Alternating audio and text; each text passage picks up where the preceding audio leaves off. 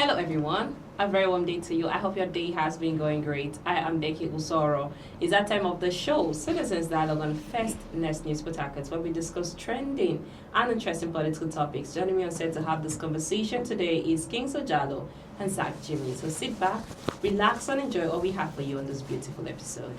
It's a pleasure having you both on set all the time. Thank you, Becky. Okay, so let's hit straight to the story for today. Crisis looms as ADC suspends Vice Chairman, former Nigerian Minister Usani. Zach, what do you have to say to that story? Suspension coming from the ADC, and now for me, it's a good one. All right, one thing most of the political parties need to understand that you need to start something you know you can finish. And one of the issues bedeviling most political parties today, all right, is the fact that they tend to have this oversight or overlook some disciplinary measures that should be meted on those who falters their code of conduct. So for the ADC, I will tell you that it's a good one. If you want to grow, start by disciplining yourself. People will say, "Oh, it's too early for ADC to start, suspending their members." But you can do that. Let people know that this party, we don't tolerate anyhow things. So what exactly did he do for now, you to suspend him? Good. Let me start from the memo I received from the ADC Cross River State Chairman, Dr. John Oga. All right, he made mention of so many things. He listed the author, and I saw it really signed by the Public Secretary, that is Honorable James Otudo. So in that, they said, come on, he has been flouting the rules of the party. He has been playing an anti-party activities. He has been docile in the party, and they also went forward to also call on Jackie Wires. Okay. All right, that our appointments into the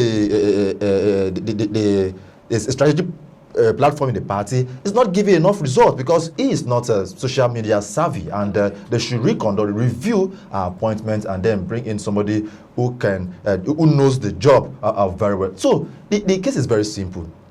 The ADC, they are doing the right thing. Right? If you look at the ADC constitution, ADC, they have their own constitution. Look at section 6, 1, 2, and 4. Section 6, 1, 2, and 4 of the ADC constitution. It talks about anti-party. Okay. That you cannot be playing anti-party activities. Okay. You cannot be doing that. And sorry, so not section, article. All right.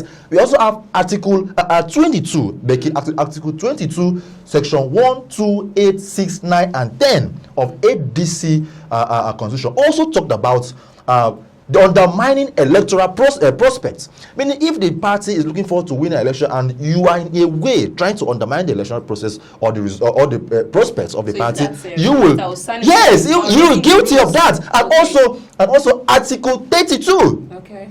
32 of the ADC constitution also talk about that members of that party will uphold the values and the core ethics of the constitution. So for me, I see that Usani Uguru faulted in Article 2, Article 6 rather, 1, 2, and 4, Article 22, and Article 32. So he has faulted on. But let us go back to who is Usani Uguru. Usani Uguru was a one-time commissioner in Cross River State, two-time commissioner in two different ministries. From there, he became a minister. He contested to become a governor in 3 different times, and he did not see a possible light of winning. Of course, he has been in the PDP.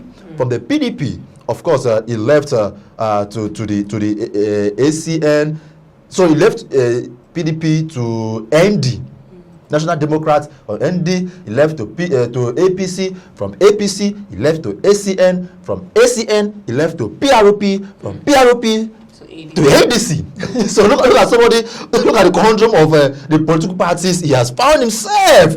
For a period of time, he has been a politician. Even his time being a minister in the Niger Delta and State, I will ask myself, what did you do? Becky, I was opportune to be in a gathering where himself and other likes in Cross River State at the 520 Colonel Center, where he made a statement. I interviewed him. Okay. This same Usani, I interviewed him, Usani Uguru, and we asked him the question that now you are in the ADC. What would the party be looking forward to having? What's the future? He said, we are trying to set the party together and this and that. I asked myself, Now you are okay because we know the kind of person you are. You've been in this various party. Is this what ADC should be expecting from you? But seeing the memo from the state chairman and the state publicity secretary, I now understand that Usani is still that person. I know. He's still that person. I know, and he has not cleared my doubts. Okay. I know it. And there are other persons. I also look at that memo. The memo also talked about other persons who are playing dual party loyalty. Okay. I don't want to mention names, but they know themselves. One of them already is already a chairman of a caretaker committee in Cross River State. So ADC should not be having people like this. A party want to grow. You grow. If you want to come to the party and be a member, be a member. You cannot be playing anti-party. For the level of Uguru, wherever party wants to belong, let him go to the party. Okay. If he wants to be in the ADC, he should understand that the ADC is a movement. Okay. They have a movement. Lemoke made a statement that day. He himself made a statement that day. They all promised to make ADC in Cross River State and other parts of Nigeria to be viable enough for 2027 election. But from what it's doing now, I don't like it. But it's a great move from the ADC. That suspension. Everybody that falters their rules should be suspended. That is a great way to go. Thank you so much, Zach. Now, what do you have to add to that story? Jalo. Yeah. I think it's indeed a great move by the ADC, and I think other political coalitions, other political parties, most especially the PDP, really need to learn from this move by the ADC. You see, like someone like Usani is, I think, is not just, we have people like this in other political system, and I think other political parties should look out for someone like this and put them to book, so that, because if you look at the ADC right now, it's really telling Nigeria that indeed they are fit for that political race coming 2027, the presidential and other governorship election that's coming up that year. So it really shows that indeed they are really, the party that is against the ruling party right now or any other political system. So I think other parties should learn from this move by the ADC, and most especially that of the PDP. Thank you so much. It's still the show, Citizens Dialogue on First Nation Port Harcourt. Let's go for a short break. Please stay with us. Welcome back to the show, Citizens Dialogue on First Nation Port Harcourt. I remain your humble host, Becky Osaro. Thanks for staying with us. Over to you, Jalo. Nigerian Labour Congress, Joe Ajero, made this announcement that they issued 4-week ultimatum to federal government over ASU strike. What do you have to say to that story? ASU strike has really been a thing, a coincidence, something that has really been in the race in Nigeria system for a very long time, and I think it's high time the government really need to deal with these issues. But unfortunately, our government are persisting and not really taking the appropriate drastic action that should be taken.